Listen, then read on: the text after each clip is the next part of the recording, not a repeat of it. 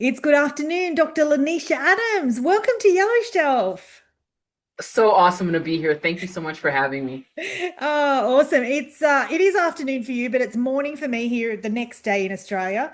You're coming from the Northern Hemisphere, Santa Fe area, is that correct? Yes, Santa Fe, New Mexico, right in the Awesome. southwest of the United States. Yeah, yeah, yeah. Congratulations. I can see the book behind you. It's called Me Power. It is out now because I just checked on Amazon. I would love you to share with the Yellow Shelf audience all about the book. What do we need to know? Oh, totally. So I think, when I think about Me Power, I think of it as some like a book that feels like a conversation with somebody that you didn't know you needed. Because I have so much research, so many stories, and it really meets the reader where they are and wherever that might be, but it doesn't like let them stay stuck. So it's kind of like one of those books where you're getting nudged, you're getting challenged, and you're getting reminded that power isn't something handed to you, it's already yours. So at its core, Me Power, what I redefine as empower, principled action and knowledge of self. It's a framework for personal agency that invites us to shift the way we see ourselves and our story. Life, can be really crazy at times, and we go through so many transitions. And I think this book was designed to meet the reader in their mess, but it doesn't allow them to stay there. So it's part mirror, part flashlight, and it shows you where you are, and then it helps you build a plan to step into the boldest, most intentional version of yourself. Oh, that's awesome. And can I point out that, as a career, you work in the wellness space. This is what you do day in and day out. Do you want to tell us a bit about that? Yeah, so I'm at the community college. I guess after high school, some people they don't go to 4 years. Sometimes they just go to a 2 year school and do that for their career, or they might use it to transfer. And what I find with the this context is that folks are coming, second, third careers. Maybe they went 30 years and they never went to school, and they're just now coming back. And so I run the Wellness Center, and the Wellness Center is this. We took three departments, combined them into one, and the departments are counseling, accessibility services, so people with disabilities who need accommodations, and then we have like the student resources component, which is really like our food pantry. So what's interesting and what's amazing is that students can get a week's worth of groceries every single week, and we partner with our greenhouse. And it's like a really rich community college. The campus is small, but the wellness center, we serve like 4,500 students enrolled, and we service over 12,000 from the wellness center because the need is so huge, right? Not just students, but their families and then people in the community. So it's a really great place to work, and it's really cool to see people so committed to changing their life and wanting to do something about it. Yeah, and the purpose and the impact that you deliver just sounds really impressive. Can I ask you about the book? I mean, the book delivers those practical steps of who you are, what your strengths and passions are, and then where you want to head in the future. I'd love to know, tell us about what inspired you to write the book. Yeah. So this definition of empower, the traditional definition, has really always rubbed me the wrong way. I mean, technically, it means giving someone power or authority. Like when you look it up in the dictionary, that's what empower means, Yeah. which implies that somebody else is in control. And I've always had a problem with that.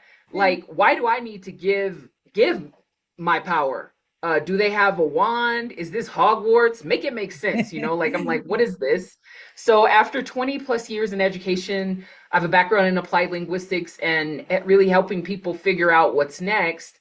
I know this for sure. Real power doesn't come from someone else's approval. It comes from inside. And that's why I wrote Me Power. But here's the plot twist. Just as I was finishing the final edits, I literally died. I mean, I know we use this phrase euphemistically, but Yeah. my husband stepped out to grab a pizza. Our baby was napping in his crib. Our 3-year-old son was sitting beside me. When my husband came back, I was out and completely non-responsive.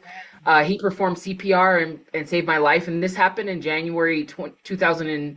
22, and I was clinically dead for minutes, several minutes, and then I was in a coma for a week and spent 2 weeks in the ICU.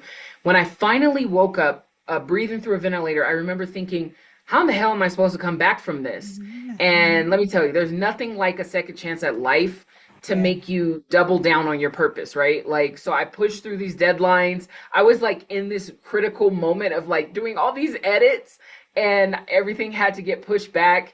I was learning how to walk and be like, if your systems are all offline, getting things back online. And somehow with a lot of help, right? Not just my own power internally, but really community support. I still was managed to publish the book in September of that same year. And then Yes. 3 months after that, it won its first National Book Awards. And so whenever I talk about me power, and what inspired me to write it, there's part one, which was like, I'm really upset about how people talk about their own internal power because it's always looking for the outside when it comes from the inside.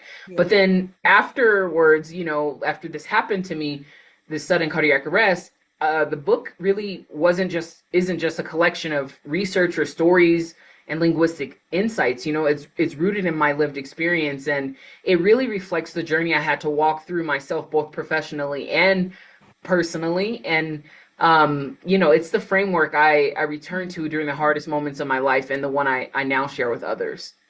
Yeah, and so happy to hear that journey story.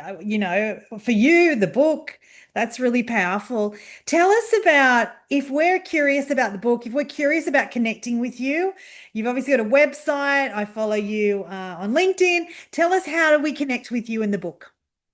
Yeah, if anything I've said resonates, I'd love to keep the conversation going.